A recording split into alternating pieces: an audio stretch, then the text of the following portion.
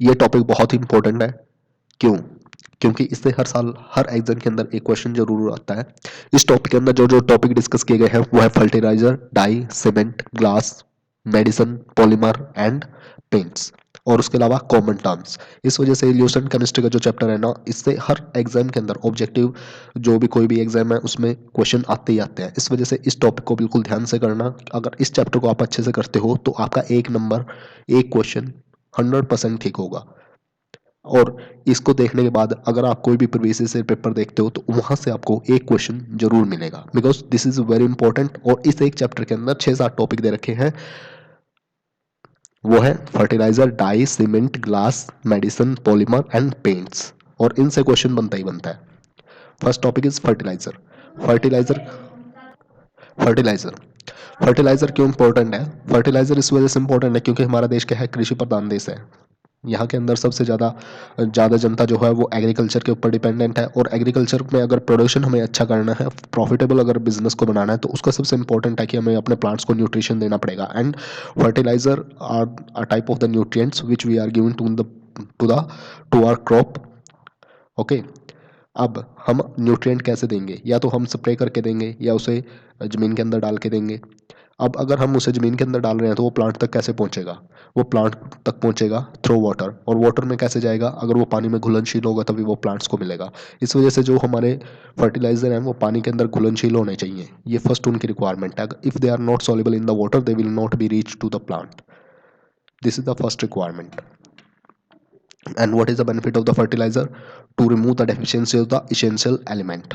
And what are that essential element? Calcium, phosphorus, nitrogen, which is the main building block, right? उसी तरह से that should not be injurious to the plant. सबसे पहले जो हमारा यहाँ पे जो दे रखा है fertiliser, that is phosphatic fertiliser. Phosphatic fertiliser, इसके अंदर जो होता है फॉस्फोरस होता है और फॉस्फोराइट होता है, like CA3PO4 2 and apatite 3CA3PO4। ये केमिकल फॉर्मूला ज़्यादातर इंपॉर्टेंट नहीं है, बेसिकली ये पता होना चाहिए कि फॉस्फोरस होता है और फॉस्फेराइट होता है। ठीक है। स्प्रिंगली वाटर, इसके अंदर और कौन कौन से होते हैं जो इंपॉर्टेंट फॉस्फेटिक फर्टिलाइजर है? वो कैल्शियम सुपर फॉस्फेट भी होता है। कई बार हमें DAP नहीं मिलता, मेन इसके लिए हम डालते हैं DAP, डाई अमोनियम फास्फेट। लेकिन DAP नहीं मिलता तो उस केस में हम क्या करते हैं, हम सुपर फास्फेट भी डालते हैं, calcium super phosphate, triple phosphate, phosphatic slag और नाइट्रोफॉस्फेट। अब नाइट्रोजन, यूरिया के बारे में तकरीबन सबको पता होता है कि यूरिया का ओवर यूज हो रहा है। ठीक है। लेकिन उस यूरिया की जरूरत पड़ती क्यों है? जैसे हमें अपने फूड के अंदर प्रोटीन चाहिए, वैसे प्लांट्स को भी प्रोटीन चाहिए, और वो प्रोटीन कहाँ से मिलता है? वो प्रोटीन मिलता है यूरिया से। और यूरिया कहाँ से आता है? अमोनिया से। तो जो अमोनिया के कंपोनेंट है, जैसे ammonium sulphate, amide, ammonium nitrate, urea, calcium ammonium nitrate, इसके अंदर 46.6%, यूरिया के अंदर 46.6% नाइट्रोजन होती है। इंपॉर्टेंट हो गया। अब बात करते हैं पोटैश की। पोटैश भी इंपॉर्टेंट होता है। NPK, हम जो भी फसल में डालते हैं वो क्या होता है? NPK, nitrogen, phosphorus, potash. ठीक है। फास्फोरस हमने डिस्कस कर लिया, नाइट्रोजन डिस्कस कर लिया, पोटाश डिस्कस करते हैं। That give the structural length to the plant.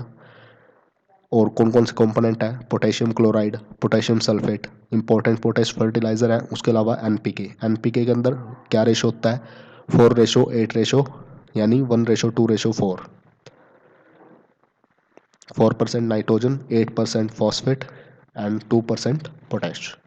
Die, dye क्या होता है? जब हमें कोई कलर करना होता है ना तो उसके लिए डाई की जरूरत होती है। जब हम कपड़ा बनाते हैं तो कपड़ा को रंगने के लिए हमें डाई की जरूरत होती है, तो उसके लिए आर्टिफिशियल डाई होती है, जिसके मेन एग्जांपल है नाइट्रो डाई, एजो डाई, थर्माइल एमाइन मीथेन डाई, मोर्डेनडाइन एंड वॉट डाई। ये 5 टाइप है। सबसे पहले नाइट्रो डाई, ये नाइट्रो ग्रुप से रिलेटेड होती है। जिसने भी थोड़ा बहुत केमिस्ट्री पता है उसे नाइट्रो ग्रुप के बारे में पता होगा। तो जो नाइट्रो ग्रुप से रिलेटेड होती है वो है नाइट्रो डाई, और इसका जो केमिकल नेम है पॉलीनाइट्रो डेरिवेटिव ऑफ फिनॉल। फिनॉल मतलब इसके अंदर एक हाइड्रोक्सी ग्रुप लगा होगा। उसके बाद बात करते हैं एजोडाई की। एजोडाई के अंदर N ट्रिपल बॉन्ड N होता है, तो मतलब एजो ग्रुप होता है। उसके अंदर फिनॉल होगा, इसके अंदर एजो ग्रुप होगा, nitro group, N triple bond N। Trimethyl amine dye, इसके अंदर हाइड्रोक्सी ग्रुप, अमोनियम ग्रुप या नाइट्रेट, ये ऑक्सोक्रोम होते हैं इसके अंदर। ये बहुत इंपॉर्टेंट होता है। मॉडर्न डाई के अंदर एसिडिक बेसिक के लिए यूज किया जाता है, मॉडर्न टैनिंग एसिड का यूज करते हैं, ये होता है हमारा मॉडर्न डाई। वॉट डाई में ल्यूकोफॉर्म का यूज करते हैं।